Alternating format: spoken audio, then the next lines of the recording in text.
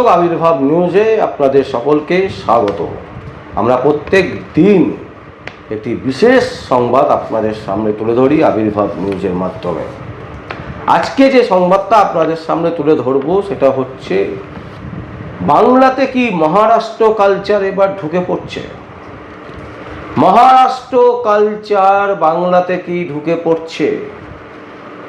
অশনি সংকেত কিন্তু আমরা দেখতে পাচ্ছি, একেবারে পরিষ্কার ভাষায় বলছি, অশনি সংকেত কিন্তু আমরা দেখতে পাচ্ছি। মহারাষ্ট্রের যে কালচার, রাজনীতির কালচার, সেই কালচার কিন্তু বাংলাতে প্রবেশ করিয়ে দিচ্ছে বিজেপি। দর্শক, আমরা কেন বলছি তার কারণ হচ্ছে ঋতব্রত বন্দ্যোপাধ্যায়। আপনারা জানেন, ঋতব্রত বন্দ্যোপাধ্যায় তিনি তার তৃণমূল কংগ্রেসের সুপ্রিমোকে চিঠি না দিয়ে তিনি সরাসরি রাজ্য সরকারকে চিঠি দিয়ে কমপ্লেন করেছিলেন একটি জাল সইয়ের ব্যাপার নিয়ে। সেই নিয়ে কিন্তু তদন্ত চলছে এবং সেই নিয়ে গতকাল মুখ্যমন্ত্রী শুভেন্দু অধিকারী তিনি বেশ অনেক ধরনের ভাষণও দিয়েছেন এবং সেই ভাষণগুলো শুনতে খুব ভালো লাগে, যারা তার দালালি করে, যারা তার চামচেপানা করে। তো যাই হোক, তিনি মুখ্যমন্ত্রী, তিনি ভাষণ দেবেন, এটা স্বাভাবিক ব্যাপার এবং তার রাইট আছে, কারণ এতদিন তিনি শুনে আসছেন, এতদিন তার ওপরে অনেক খাড়া জুড়েছে, অনেকবার তার এগেস্টে মামলা হয়েছে, তো তিনি প্রতিশোধ নেবেন, এটাই স্বাভাবিক ব্যাপার। মুখে যদি উনি যতবারই বলুন যে আমি প্রতিহিংসা করব না, রাজ্যের কোনো প্রান্তে কোনো মানুষের কোনো ক্ষতি হবে না, আমরা চাই শান্তি, জানবেন এগুলো সবটাই উল্টোটা হবে।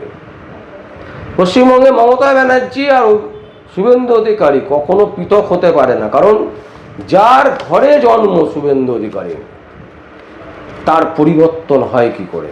হতে পারে না। তো সেই জিনিসই আমরা দেখতে পাচ্ছি এবং যেটা আমরা বলতে চাইছি যে মহারাষ্ট্রের যে কালচার, রাজনীতি কালচার, সেই কালচার কিন্তু বাংলাতে প্রবেশ করাচ্ছেন শুভেন্দু অধিকারীর হাত দিয়ে বিজেপি। কি কালচার? কালচার হচ্ছে এই যে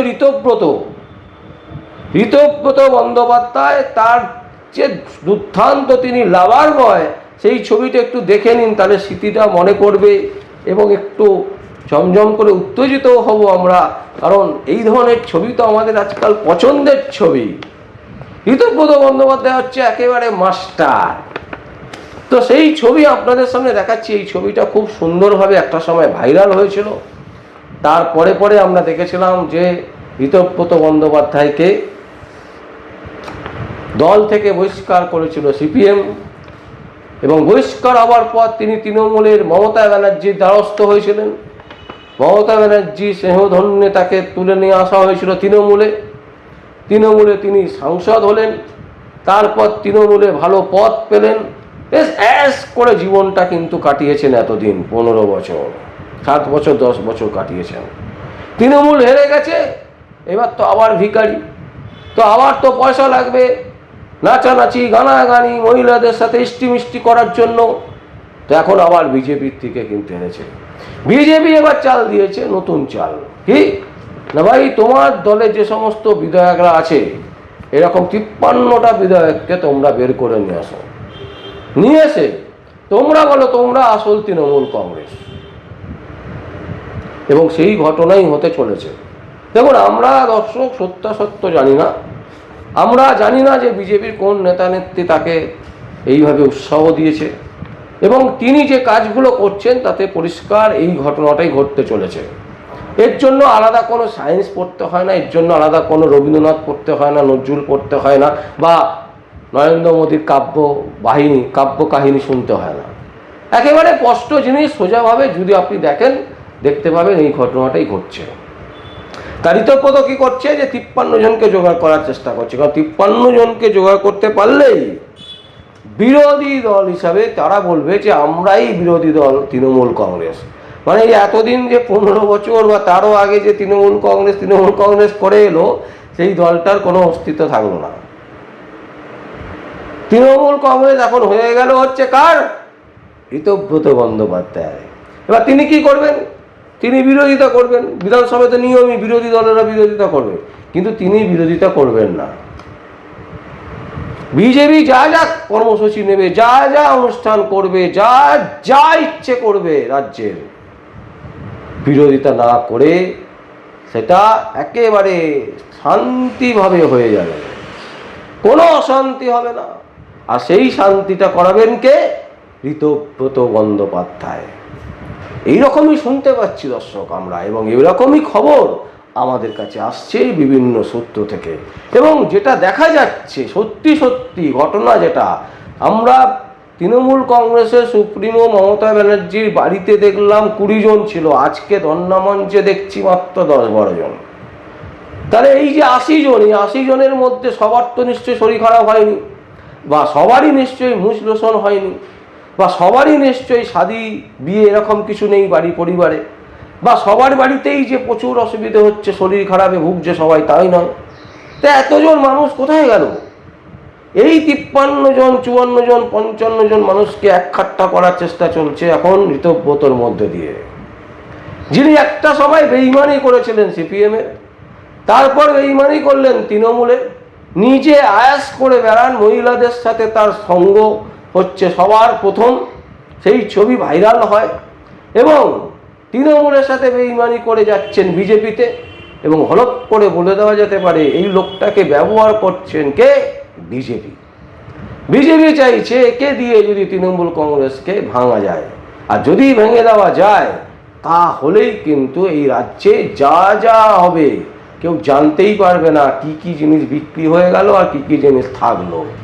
প্রতিটা জিনিসে আরামসে সই করে বেরিয়ে যাবে, এবং রাজ্যটাও যদি বেঁচে দেয় তাতেও কিন্তু কেউ জানতে পারবে না।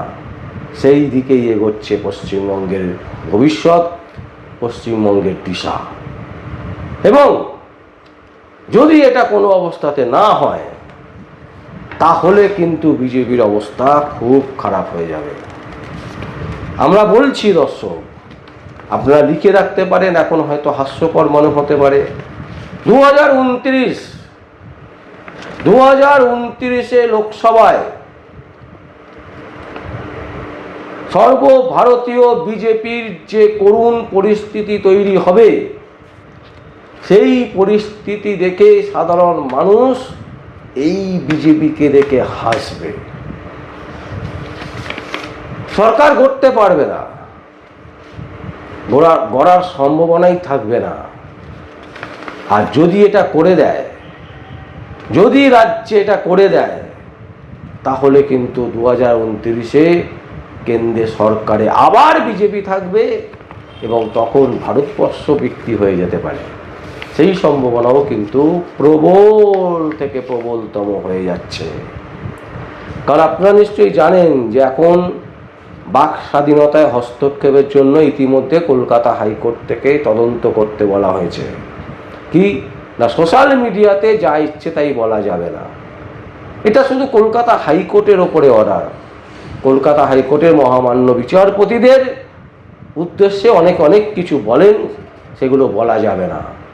কিন্তু আমাদের প্রশ্ন হচ্ছে, আমাদের ট্যাক্সের টাকা দিয়ে আপনারা মাইনে পাবেন, অ্যাশ করবেন, গাড়ি চড়বেন, এসি গাড়ি চড়বেন, এসিতে বসে বাস করবেন, এসি জিনিস করবেন, বিচার ব্যবস্থা তলানিতে পাঠিয়ে দেবেন, আর সমালোচনা করবে না? এটা কখনো হয় নাকি? আইন দিয়ে এসব জিনিস আটকাতে পারবেন না। আমরা চ্যালেঞ্জ করছি, কলকাতা হাইকোর্টের যত বড় বিচারপতি হোক না কেন, আর সুপ্রিম কোর্টের যত বড়ই বিচারপতি হোক না কেন, কারণ আইন হচ্ছে মানুষের জন্য, মানুষের জন্য আইন নয়। তাই আইন দিয়ে মানুষকে যদি ভালো না করতে পারেন, মানুষ রুখে দাঁড়াবে। ব্রিটিশকে তাড়িয়েছে, এ তো সামান্য বিজেপি সরকার। দেখলেন তো 15 বছরে তৃণমূল কংগ্রেসকে ধূলিসাৎ করে দিল রাজ্যের মানুষ। তাই বিজেপিকে 3 বছরে হাঁটাতে সময় লাগবে না বাংলার মানুষকে। তাই আইন প্রয়োগ করে স্বাধীনতায় হস্তক্ষেপ করবেন, এই জিনিস বাংলার মানুষ কখনোই মেনে নেবে না এবং মানবে না। আর যে জিনিসটা ঘটতে চলেছে সেটা বাংলার ক্ষেত্রে ভয়ঙ্কর, এবং সেই ভয়ঙ্করের ইঙ্গিত আমরা আপনাদের সামনে তুলে ধরলাম। ভালো লাগা না লাগা, ভুল বোঝা ঠিক বোঝা, সবটাই আপনাদের ব্যাপার। দেখুন, এর আগে আমরা বলেছিলাম যে শুভেন্দু অধিকারী যদি ভবানীপুরে যেতেন, আমরা 3 মাস আগে বলেছিলাম শুভেন্দু অধিকারী যদি ভবানীপুরে দাঁড়ান এবং ভবানীপুর থেকে যেতেন, তাহলে বাংলায় বিজেপি আসছে কথা আমরা হলফ করে বলেছিলাম। আমরা বলেছিলাম 204 থেকে 205টি আসন পাবে বিজেপি। তাই আমরাই বলছি, কারণ আমাদের নিউজ ইউটিউব বাড়াবে না জানি, কারণ ইউটিউব বাড়াবে না, ইউটিউব দালালি করছে। কার দালালি করছে?